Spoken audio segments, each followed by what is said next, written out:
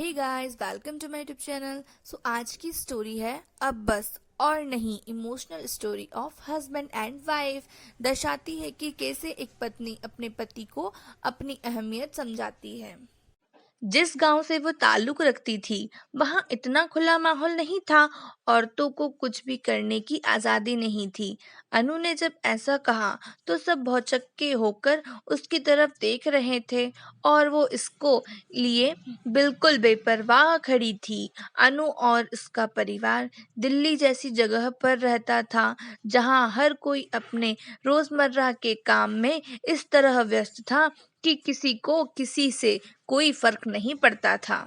अनु जब गांव से शहर आकर बसी थी तो उसे वहां का कल्चर बहुत अजीब लगता था, जिसमें ढलने के लिए उसे बहुत टाइम लग गया। उसने औरतों को कभी इस तरह के खुल्लम खुल्ला अपने विचारों को व्यक्त करते हुए नहीं देखा था, पर उसे ये बात अच्छी लगी। जिस गांव से वो ताल्लुक रखती थी वहां इतना खुला माहौल नहीं था। औरतों को कुछ भी करने की आज़ादी नहीं थी। वो जॉब करना चाहती थी लेकिन उसे नहीं करने दी गई। सुमित उन अनु के पति का जब ट्रांसफर दिल्ली हुआ तो अनु भी उसके साथ आ गई और पास के स्कूल में ही जॉब करने के लिए सुमित को भी मना लिया। सुमित अनु को बहुत प्यार करता था, लेकिन गांव का होने की वजह से कहीं न कहीं उसकी सोच खुली हुई नहीं थी। अनु खुश थी क्योंकि जब जॉब के लिए जाती तो कई अलग-अलग लोगों से मिलती, बात करती और खुश रहती थी। अनु का एक बेटा था और वो दूसरे स्कूल में जाता था। अनु दोपहर को उसको अपने साथ लेती हुई घर आती थी और सारा काम करती। फिर शाम को सुमित भी ऑफिस से आ जाता। फिर तीनों मिलकर डिनर के बाद पास वाले पार्क में जाया करते थे। उन दोनों की सैर हो जाती और प्रथम उनका बेटा वहाँ खेल लिया करता था। अनु सुमित को सारी बात बताया करती और सुमित उसे अपने ऑफिस के बारे में सारी बातें शेयर करता था। दोनों पति पत्नी कम काम और दोस्त ज्यादा हो गए थे।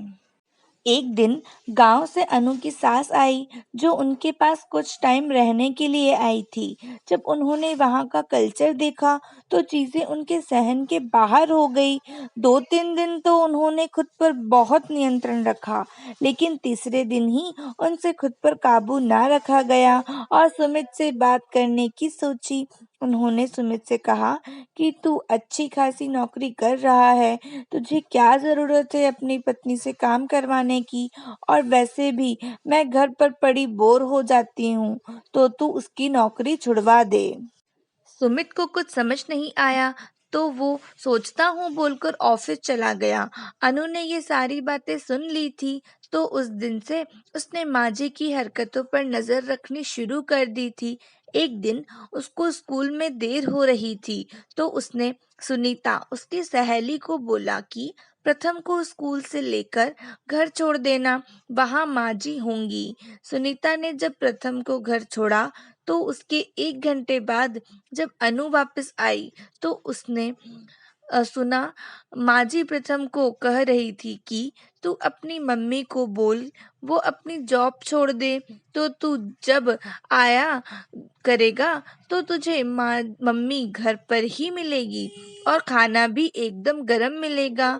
माजी की बात सुनकर अनु को बहुत गुस्सा आया, लेकिन उनके बच्चे के सामने बोलना ठीक नहीं समझा। अगले दिन रात को जब खाना खाकर सुमित और अनु सैर के लिए जाने लगे तो माजी ने पेट में दर्द को लेकर सारा घर सर पर उठा लिया और उनका जाना कैंसिल हो गया। 2-3 दिन तक रोज ऐसा होता रहा तो उनकी सैर पर जाने की आदत छूट गई। अब सुमित भी अनु से कटा कटा रहने लगा क्योंकि माजी की सेवा करके जब वो कमरे में आती तो सुमित सो चुका होता और उनकी आपस में कोई बात नहीं हो पाती थी, ना ही आपस में समय बिता पा रहे थे। प्रथम के बर्थडे वाले दिन केक काटने के बाद सुमित ने कहा कि चलो आज बाहर खाना खाने चलते हैं, तो माजी ने फिर से पेट दर्द का बहाना किया। और बोली, तू लल्ला को घुमा ला, इसका जन्मदिन है, बहू मेरे साथ रुक जाएगी, हम खिचड़ी खा लेंगे। अनु मुड़ी और बोली, सुमित ऐसा करो, तुम माँ जी के पास रुक जाओ और माँ जी के साथ ही खाना खाओ, उन्हें अच्छा लगेगा। मैं प्रथम को बाहर घुमा लाती हूँ, सही है ना? दोनों माँ बेटे एंजॉय करते हैं। अनु की बात सुनकर सब भौचक्के रह गए और अनु की तरफ देखने लगे, पर वो बेफिक्र होकर खड़ी थी। अनु ने सुमित से कहा कि अब बस, और नहीं, और रोज रोज माँ जी के होने वाले पेट दर्द की वजह प्रथम को माँ की जॉब छुड़वाने वाली बात पर बहकाना और सारा काला चिट्ठा सुमित के आगे खोलकर रख दिया।